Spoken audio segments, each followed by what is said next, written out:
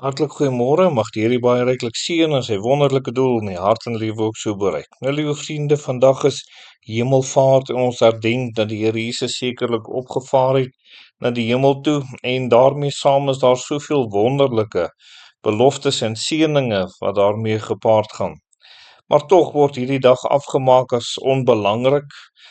Dit word amper, dis nie eens meer 'n vakansiedag in ons land nie. En dis juis oor hierdie saak wat ons dalk bietjie daarna moet kyk. Waarom is dit dat die duiwel soveel moeite doen om hierdie saak of hierdie dag so onbelangrik te maak, dat ons nie meer moet onthou oor dit wat die Here Jesus kom doen het nie? Wat sal gebeur as u die belangrikheid van Hemelvaart besef?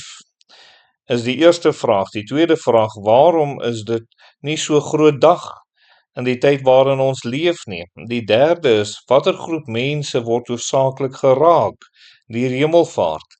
En as jy oor hierdie vraag 'n bietjie gaan dink en jy kan daarop by 'n antwoord uitkom, sal u besef waarom die duiwel hierdie dag sekerlik ook so haat en dit as onbelangrik afmaak dan.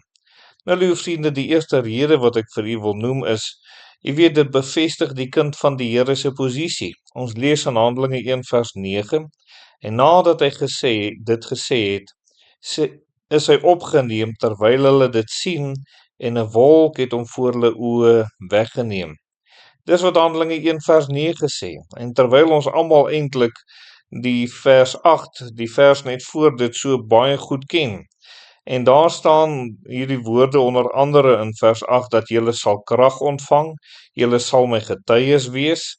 En liewe vriende, en dit is die wonderlikheid wat sekerlik die gevolg moet wees in elke kind van die Here se hart en lewe, juis omdat die Here opgevaar het in die hemel, sal ons krag ontvang, ons sal getuies wees, en ons behoort dit sekerlik ook so te wees.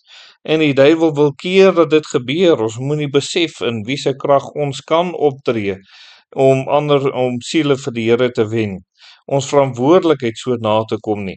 Daarom wil hy dit sekerlik ook so kom keer dan.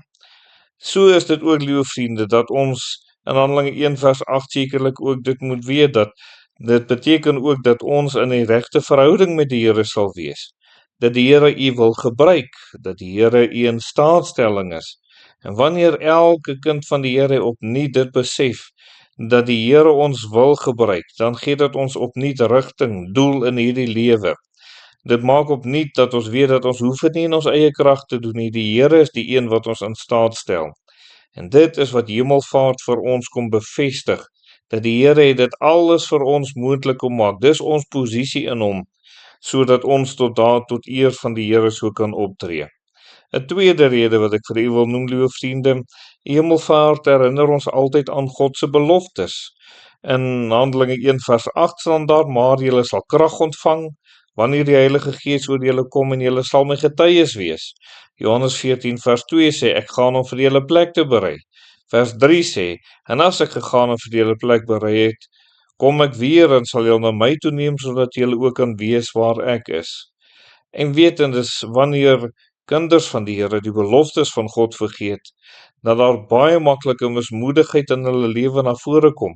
Maar wanneer hierdie beloftes lewend is, dan is daar sekerlik 'n opgewondenheid in ons harte, 'n opgewondenheid in ons lewe. Sekerlik dat ons met helderheid en met nugterheid elke saak kan sien en kan hanteer. En dis dit wat die Here wil hê wat ons moet kan doen dan ook. So, liewe vriende, sê Handelinge 1 vers 10, staan daar 2 manne in wit klere by hulle, wat sê, Galileese manne, waarom staan julle en kyk na die hemel? Hierdie Jesus wat van julle opgeneem is in die hemel, sal net so kom soos julle hom na die hemel sien wegvaar het.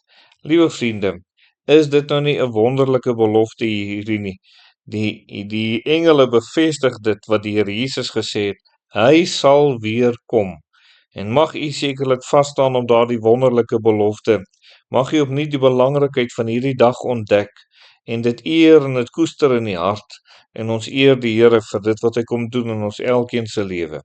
As u nie reg is met die Here nie, moet u vandag hoor, die Here gaan weer kom, en u het baie dringend nodig om met hom reg te maak, sodat u saam na die hemel toe kan gaan.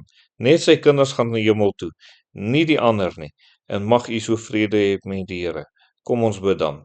Ons dierbare Here, baie dankie vir die wonderlike beloftes, dankie dat ons daarop kan steun.